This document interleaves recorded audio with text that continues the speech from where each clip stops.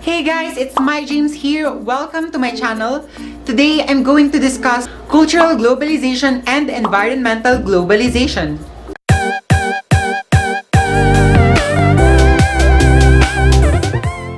Have you ever thought about why many Filipinos are so hype about K-pop music?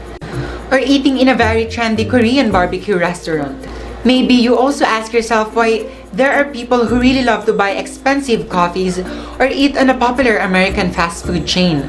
Well, those are just some examples of what we call cultural globalization. On the other hand, I know some of you already knew about the famous "We have to freaking save turtles" line from a famous international YouTuber who raises environmental awareness. Now, that is somehow related to what we call environmental globalization. But what really is that thing? So in this video, I'm gonna explain to you what is cultural globalization and environmental globalization. First, let us talk about cultural globalization. Cultural globalization refers to the transmission of ideas, meanings, and values around the world in such a way as to extend and intensify social relations. Migration and technological advancements in transportation and communications technology play an important role in intensifying cultural globalization. But how does cultural globalization started? Cultural globalization comes with three phases: the pre-modern phase, modern phase, and contemporary phase. In the pre-modern phase, from early civilizations to 1500, emerged world religions, early human migration, development of trans-regional trade networks, and early forms of globalization, especially with the Silk Road. While on the modern phase, between 1500s to around mid-1940s, modernization, European imperialism, emergence of international economy, rise of the nation-state, industrialization, and international migration and developments outside of the West. Lastly, the contemporary phase of globalization from 1945 up to the present times, where the struggle of Cold War led to a slow but steady increase in cultural flows with the immigration of peoples, ideas, goods, symbols, and images. The developments in transport and transport infrastructures also allowed more tourism and shifting patterns of global migration.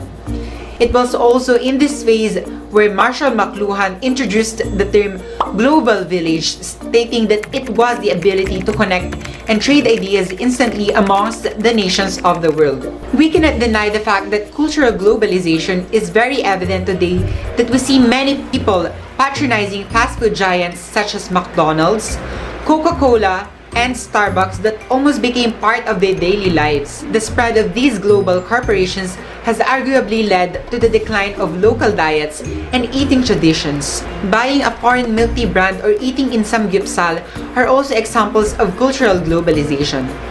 No doubt, with the widespread of Korean pop culture, those K-pop music and K-drama are all because of cultural globalization.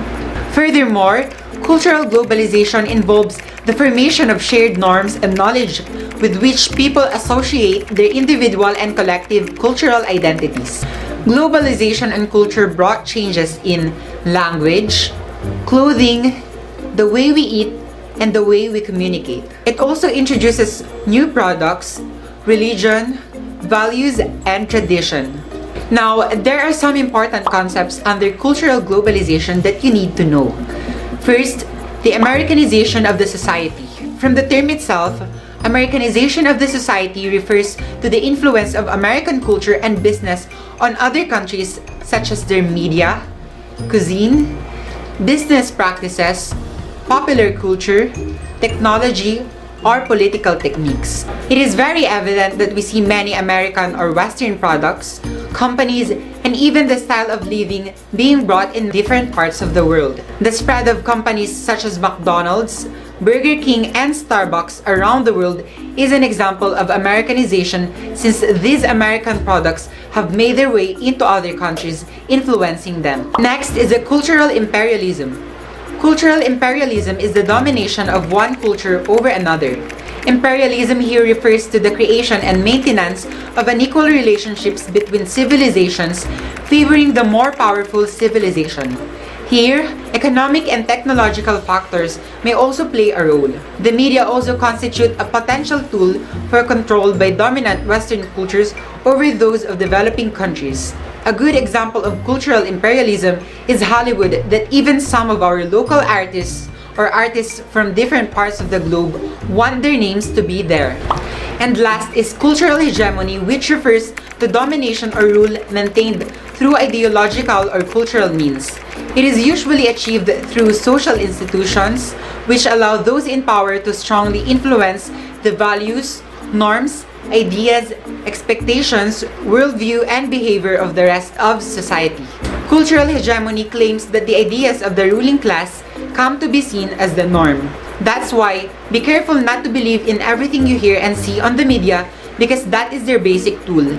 The media only shows the viewer what they want the viewer to believe. Example of this is an advertisement of a whitening product telling that if you want to receive better treatment from others, you have to have a white skin first. This is also the same exact reason why some people buy foreign milk tea brands even though it doesn't really taste that good, or using a Korean skincare product believing that these products will give you the glass skin the media is showing. In short, you are only being deceived by the idea that since majority of the society uses the product, or your favorite Korean idol uses it, the product is effective, when in reality, these products only give you short-term or no effects at all. Up until now, people still argue over whether cultural globalization is a good thing or not.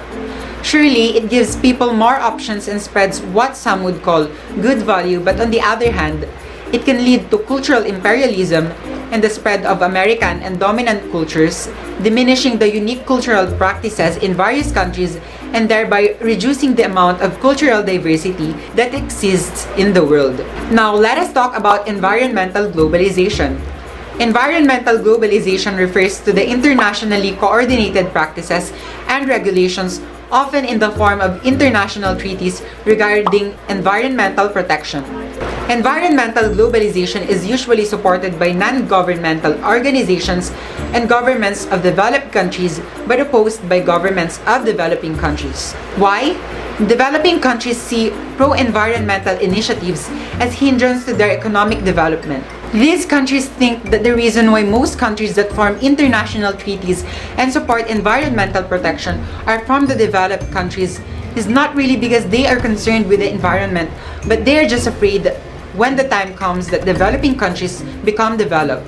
Well, who knows? Also, the idea of the global commons, which is used to describe resource domains or areas that lie outside of the political reach of any nation state, which led to the belief that when these resources are exploited, no matter how far away, affects us all.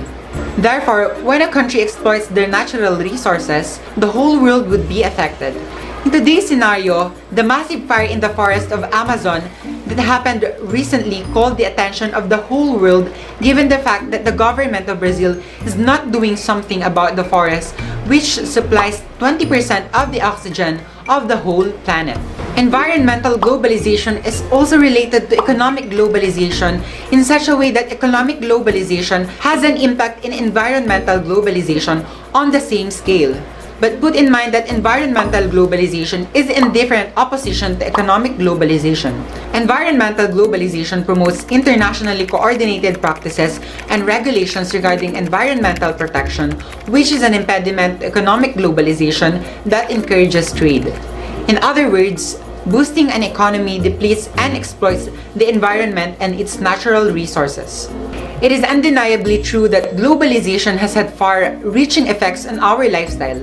It has led to faster access to technology, improved communication and innovation, but also created some areas of concern, and prominent among these is the impact that it has had on the environment. Environmental globalization is more recent phenomena. It began in earnest only in the later half of the 20th century. Modern initiatives contributing to environmental globalization include the 1972 United Nations Conference on the Human Environment, requiring that development projects need to protect indigenous people and conserve biodiversity. Many advocacies, laws, and activities regarding environmental protection around the globe also started to emerge. Example is the worldwide celebration of the Earth Day or Earth Hour, which in the Philippines conducts nationwide switching off of lights and electronic devices for an hour.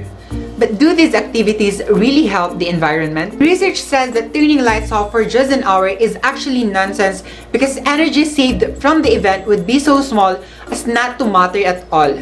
Also, turning the lights back on at the end of Earth hour means that some coal and natural gas power plants will have to quickly work extra hard to meet the sudden increase in demand that produces more emissions than they otherwise would have. And going back and using metal straws to freaking save turtles isn't actually the real solution because metal straws create more harm with the nickel mining it requires. Some of the environmental activities you might be participating, though show good efforts, are just band-aid solutions to the real problem. These just give us complacency or assuaging the guilt we have regarding the environment and really doesn't address the problem, which are the big companies that consume massive amount of environmental resources for them to produce products that soon become waste to the environment.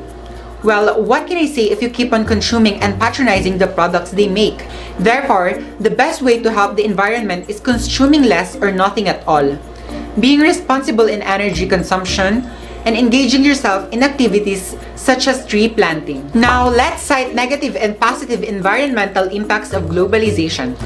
First, in the negative effect, globalization has led to an increase in the consumption of products, which has impacted the ecological cycle. Increased consumption leads to an increase in the production of goods, which in turn puts stress on the environment.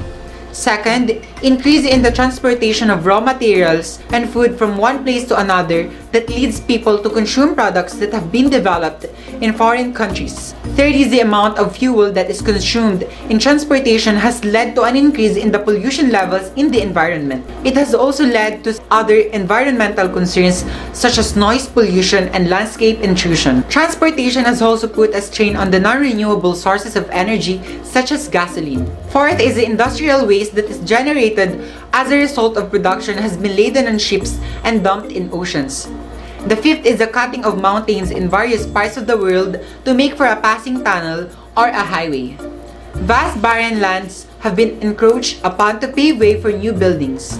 And lastly, the increased use of plastic causing widespread environmental pollution. Plastic is one of the major toxic pollutants as it is a non-biodegradable product.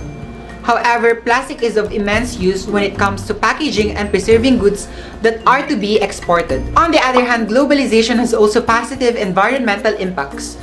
To start with, when a developing country imports goods from a more environmentally efficient country, their overall emissions relative to GDP tend to be lower. This may be because products from the developed world tend to be more energy efficient. Second, globalization doesn't just entail the movement of manufactured goods, but also the transfer of intermediate, capital goods, and technologies. Corporations with clean state-of-the-art technologies can transfer their green know-how to countries with low environmental standards. The spread of knowledge plays a vital role in environmental protection since tested solutions addressing environmental issues would be of a big help to a developing country that probably can't address their environmental issues. Also, specialization in sectors in which countries have comparative advantage can create an efficient allocation of resources that leads to the better utilization of scarce economic and natural resources. Furthermore, globalization has been at the forefront of creating public awareness about labor and environmental standards through the platforms of international activities such as fair trade and eco-labels. The success of the environmental public awareness has resulted in consumer preferences evolving. Producers are therefore able to build their customer base by producing eco-friendly products. Finally, without international trade, consumers would have limited choices and could be forced to purchase only domestic goods that may have been produced under lax environmental standards. Indeed, cultural and environmental globalization are both impactful on a country in many different ways. Regardless whether these two have good or bad effect, globalization and culture and environment are two things we need to understand for us to know how to act right to help, protect, and preserve our own culture, the environment, and the entire world. If you like this video, click the thumbs up, share your thoughts in the comment section, and don't forget to subscribe!